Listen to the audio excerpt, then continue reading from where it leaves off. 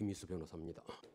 1987년 민주화 이후 대한민국은 다양한 정치 상황을 경험하였습니다. 과거 권위주의 정부에서는 가능하지 않았던 정권 교체도 이뤄냈습니다. 정당들의 지지가 여당에서 야당으로, 다시 야당에서 여당으로 교체되었습니다. 여당이 된 정당은 국정을 책임졌고 야당이 된 정당은 정부를 견제함으로 균형을 이루고자 하였습니다. 물론 교체된 정권의 여정이 순탄하지만은 않았으므로 물리적 충돌과 극단적 대립으로 국회가 공전하는 경우도 여러 차례 있었습니다. 또한 민주화 이후 우리는 7명의 대통령을 경험한 바 있습니다. 공정하고 민주적인 대통령도 있었지만 권위적이고 독단적인도 있었고 사리사욕을 꾀한 이도 있었습니다. 우리가 겪은 시대적인 상황도 다양했습니다. 국가 경제가 파탄 직전까지 가기도 했고 국민의 생명과 건강이 위협받는 위험한 상황도 있었습니다. 또한 북한과의 전쟁이 촉발될 수 있는 안보상 위태로운 상황을 겪기도 하였습니다. 하지만 분명하게 말씀드릴 수 있는 것은 민주화 이후 어느 대통령도 아무리 어려운 상황에 있었을지라도 자신의 약점을 돌파하기 위해 비상계엄을 선포하지는 않았습니다. 그것은 대통령이 비상계엄의 권력을 사용하는 순간 헌정체제는 중단되고 민주공화국은 붕괴되는 것이라는 사실을 알고 있었기 때문입니다. 영원히 성공하는 것이 불가능할 뿐만 아니라 성공하더라도 오히려 더 큰 문제, 즉 더 큰 권력의 탐욕으로 이어지고 역사적 죄악으로 끌려 들어가는 통로라는 것을 잘 알고 있었기 때문입니다. 피청구인이 저지른 비상계엄 선포는 어떤 대통령도 꿈꾸지 않았던 바로 그 금단의 행위, 최악의 헌정 파괴 행위입니다. 한 걸음 더 나아가 피청구인은 비상계엄에 대한 유일한 통제장치인 국회의 계엄 해제 요구를 무력화하기 위해 국회를 봉쇄하고 침범하였습니다. 또한 어떠한 근거도 없는 부정선거 의혹을 주장하며 병력을 동원하여 헌법기관인 중앙선거관리위원회를 침입하였습니다. 대통령은 국민으로부터 직접 신임을 부여받은 국정의 최고 책임자이며 최고의 권력기관입니다. 그렇게 그에게는 가장 위험한 권력인 군 통수권과 계엄 선포권이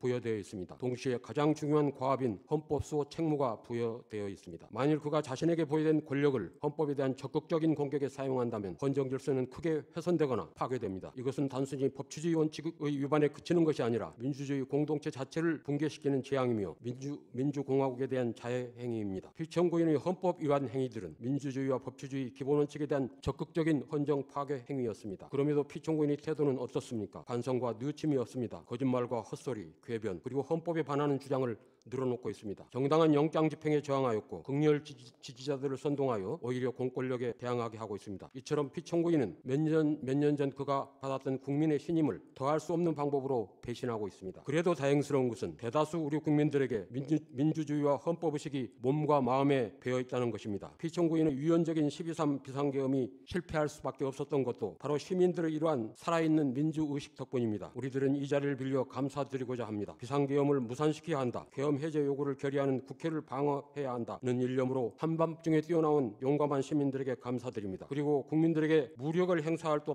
없다고 판단해서 상관의 명령에 소극적으로 저항한 지휘관과 장병들에게도 감사드립니다. 당신들이 있었기에 우리들의 일상을 유지할 수 있었으며 우리와 가족들의 생명과 자유를 지킬 수 있었습니다. 덕분에 우리는 알게 되었습니다. 우리들이 만들어낸 민주주의는 무모하고 무도한 대통령 한 사람이 뒤집을 수 있는 대상이 아니라는 것을, 그리고 대한민국에서 민주주의와 헌법 그리고 자유와 기본권은 단지 법이나 제도가 아니라 국민 모두가 내면화한 가치이며 양심이 되었다는 것을 말입니다. 피청구인을 지지하는 세력들은 헌법을 부정하고 민주주의와 법치주의를 조롱하고 있습니다. 법원과 헌법재판소 파괴를 선동하고 있습니다. 이 파괴를 선동하는 세력들이 인터넷과 광장을 어지럽히고 있습니다. 시끄러운 굉음으로 공동체의 신뢰와 가치를 혼란에 빠뜨리고 있습니다. 비상계엄 선포로 대한민국 공동체가 입은 상처는 깊고 위중합니다. 공고화된 민주국가 시민으로서의 자긍심에 큰 손상을 입었습니다. 추락한 경제는 정치적 불안에 위기감을 더하고 있습니다. 대통령 탄핵을 둘러싸고 정치적 양극화는 더 심화되었습니다. 또한 군 전체에 수치스러운 트라우마를 남겼습니다. 국민들은 그 상처의 치유를 원하며 민주주의와 헌정 질서의